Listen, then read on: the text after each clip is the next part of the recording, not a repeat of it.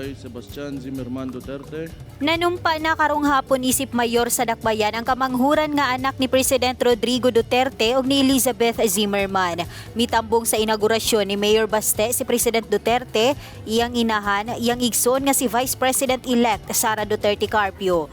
Ang anak ni Mayor Baste nga si Yair ang migunit sa Biblia, samtang ang iyang duha ka anak nga babae nga sila Bella ug Suling nagbarog sa iyang kilid kuyog ang ilang inahan nga si Kate. Ang pagpanumpa sa mayor gipanguluhan ni Judge Lloyda Posadas Kahulugan.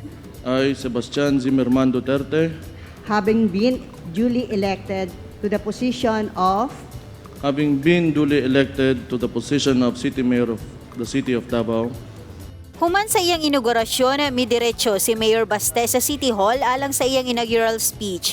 Sa iyang mensahe, gilatid sa mayor ang iyang plano alang sa dakbayan sa Davao. economic recovery and poverty alleviation will be at the forefront of this administration. The city government will make sure that businesses continue to operate, job opportunities will be available, and our citizens remain safe and healthy. Misaad ang mayor nga iyang undangon ang mga baniog nga paglangay-langay sa mga transaksyon ug mga pasangil nga korupsyon. Red tape and fixing must end now.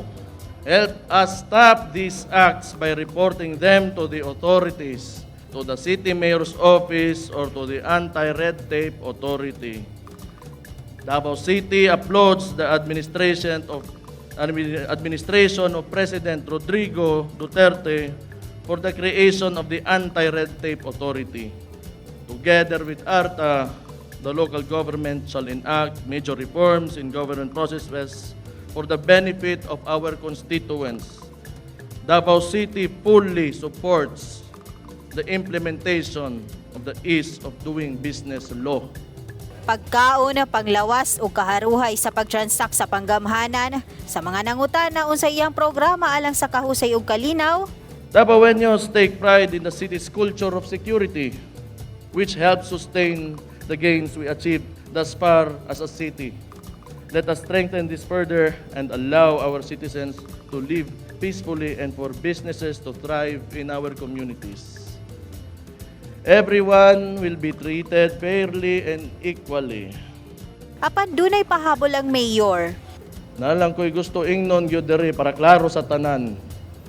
Bisan pa og kaila ta, amigo tamo o kauban ta sa gobyerno, pag-abot sa balaod patas tang tanan. Ayaw mo tuo og name dropping. Mo na yung pinakadakong sakit gyud nato po diri aning kinabuhian eh. Kaya kung usa ka tawo gani, mustorya gani, mahadlok dayon mo, motuo dayon mo kay tungod nasa taas nga posisyon o na-impluwensya, na-power ang usa ka tawo. Ayaw mo to og name dropping unless it is the person that mo nang kaatubang gid nimo. Nang hinaot ang katawhan sa Davao nga si Mayor Baste mopadayon sa mga programa nga nasugdan gikan sa iyang amahan hangtod sa iyang magulang nga si VP-elect Sara. Noreen Michelle Igonia, Newsline Philippines, Davao Region. Stay safe.